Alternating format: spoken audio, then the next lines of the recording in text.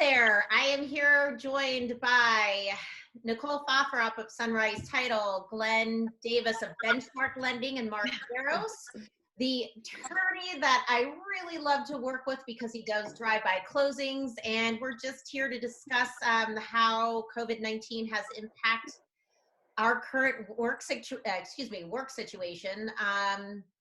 For me, obviously, it's a little difficult to get into homes without causing some sort of, not panic, but just worrisome. So what I'm doing lately for buyers who want to come into listings is I'm actually asking them to take off their boots. They have to wear gloves, put on a mask, and I'm asking the sellers to turn on all of the lights and open up doors, for example, to the basement, so that the buyers don't have to touch as much as they normally would. The sellers have been very accommodating, but again, I know there's a little panic out there. We still need to buy and sell homes, so we're all trying to work together to make things run smoothly.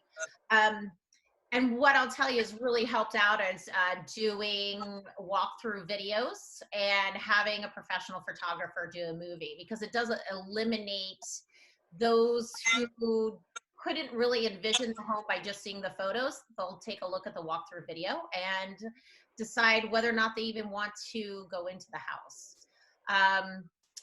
I don't know. So Glenn, I'm still busy. How's everyone else doing out there? Well, how's that coffee? The coffee is good. I was going to use a Benchmark mug, but I haven't washed mugs in like 3 weeks, so they're piled up back there. But no, we're still busy. We still have folks that are getting pre-approved. We still have folks that are buying homes.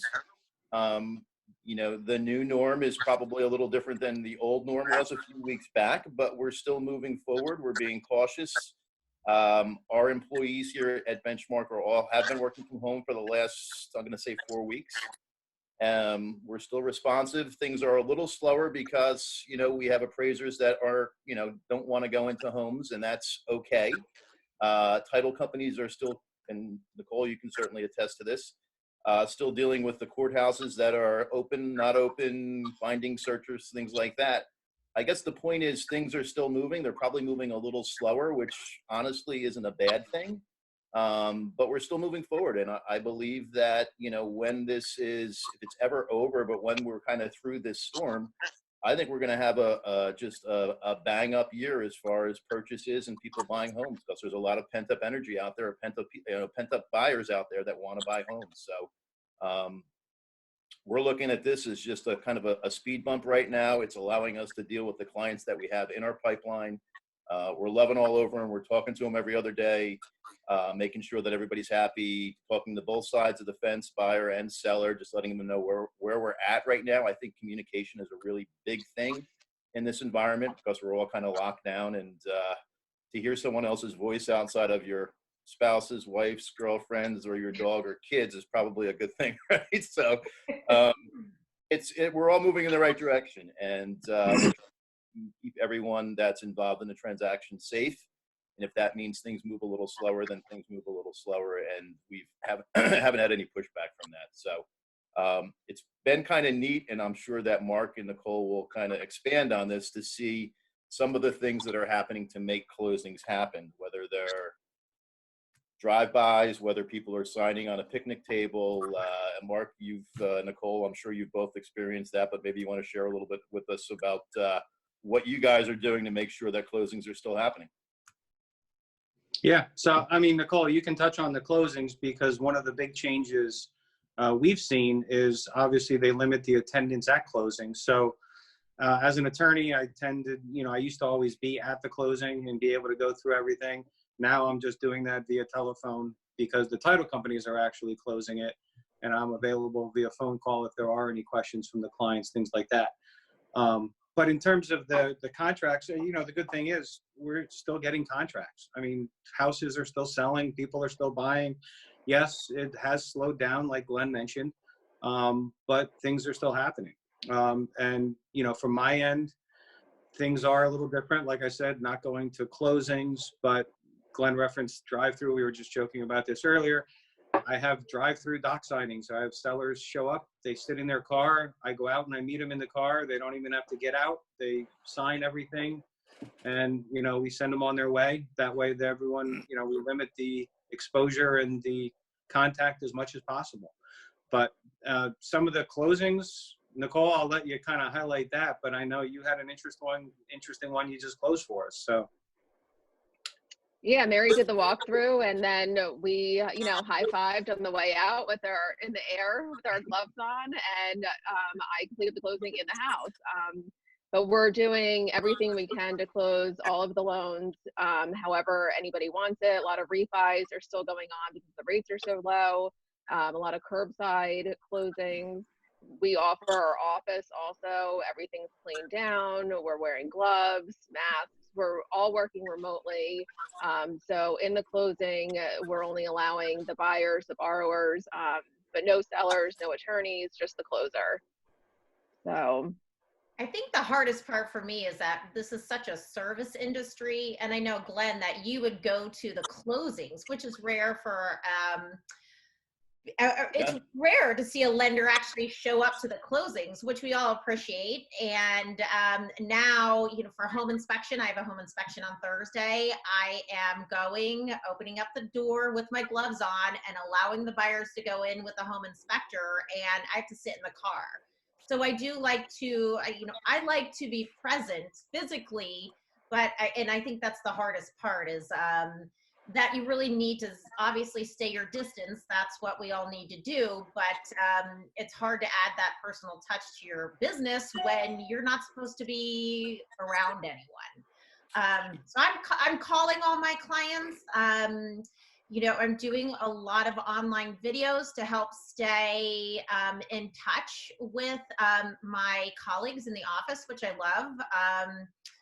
So yeah, I think that's the most difficult part is just being so remote for an industry that you're supposed to be hands-on. Yeah, that's definitely a challenge, and knowing the three of you as well as I do, I know that's a big part of what you do, and you like to be hands-on, and I'm the same way.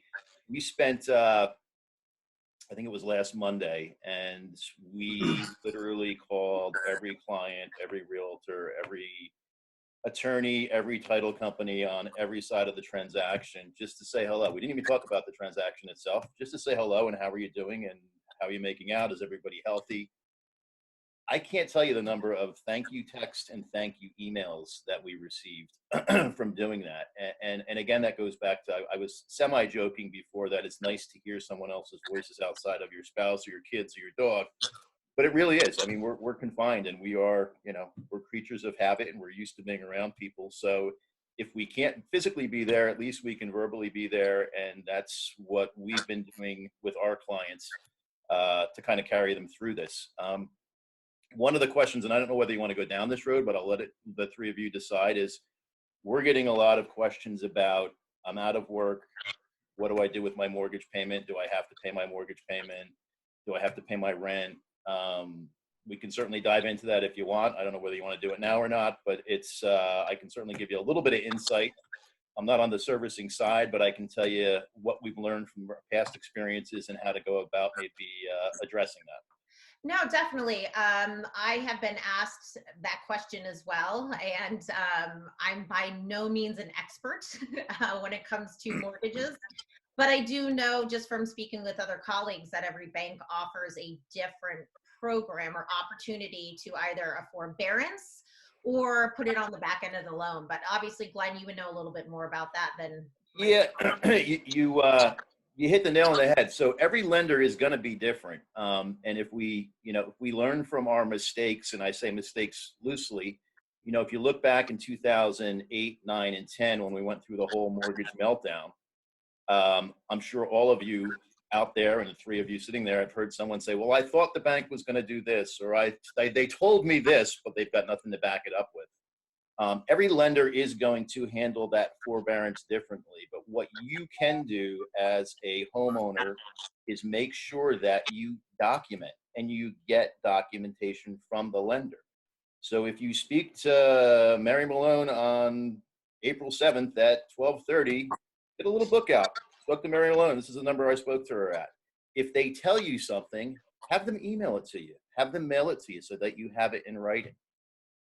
That's going to be the best ammo for going forward so that you don't end up in a situation where I think a lot of people did during that last kind of downturn that we had in the late 2000s was, 2008, 9, and 10, was that they were under the assumption, or they thought, or they were hoping, but they had nothing to back that up with. So if you are out there, you are questioning what can I do, absolutely contact your servicer and see what they can do. But just make sure you get it in writing. Make sure you have something to show that this is what they're going to do. And if you have something or you receive something and you don't know what it is, call me, call Mary, call Nicole, call Mark, because we're happy to take a look at it for you. They'll probably all yell at me after this because we'll start getting phone calls, but okay. We're here to help you.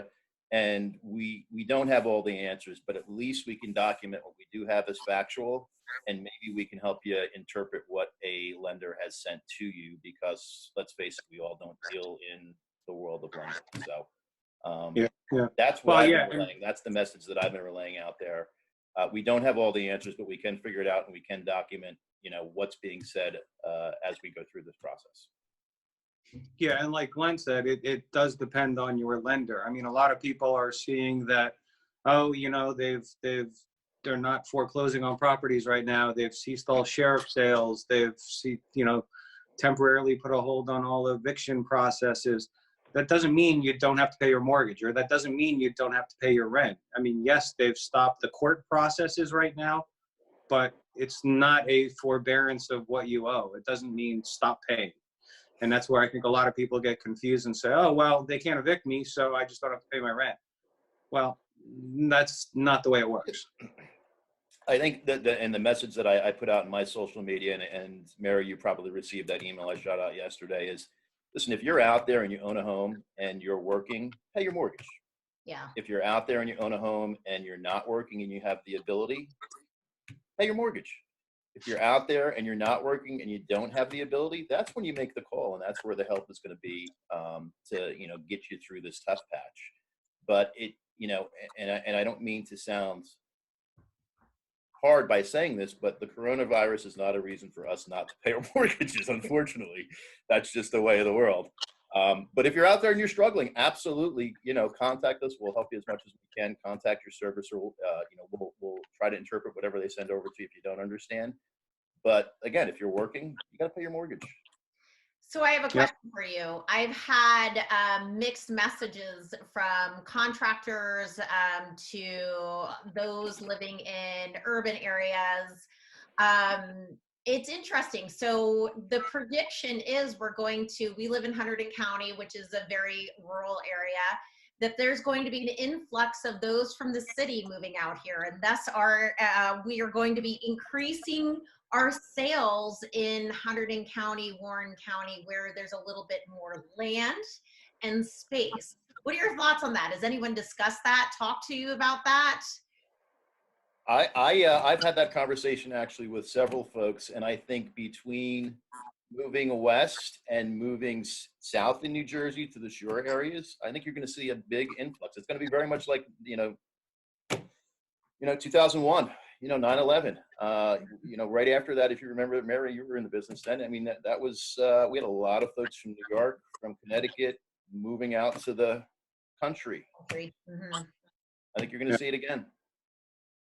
So, driving factor for real estate, right? Yeah. Well, we'll just keep plugging along. And I appreciate everybody coming and joining me on this conference call today.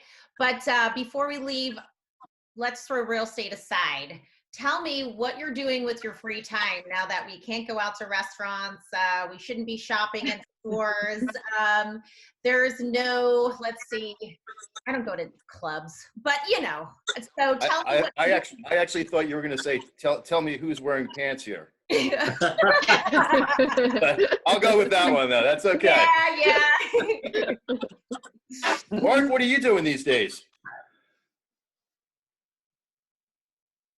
Did you say Mary or Mark? I'm sorry. Mark.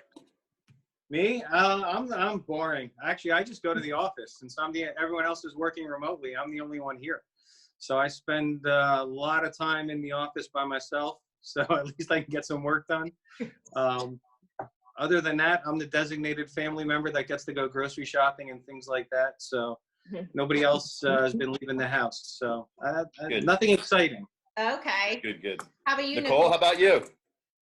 Just hiking, fishing as much as we can now that fishing season started. And that's pretty much it. Just being outside as much as we can with the weather being nicer.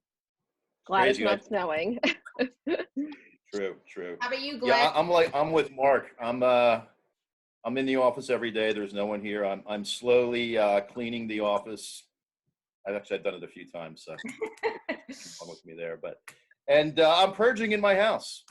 I'm getting rid of clothes. If I haven't worn them in 6 months, they're out. I'm cleaning my garage out. I'm literally just getting rid of stuff that I just don't need. Spending some time with friends, family, my dog, and that's about it. I'd like to tell you I had an exciting life, but that seems to be the exciting life that we live right now. So, how about you, Mary? Your kids throwing balls at each other, or? You know, the boys, they're keeping me busy, which is good. But I think most of you know this, but I bought the lot next door to me, and it's been my dream to start a flower farm, a cut flower farm. So the fence is going in next week. It was tilled.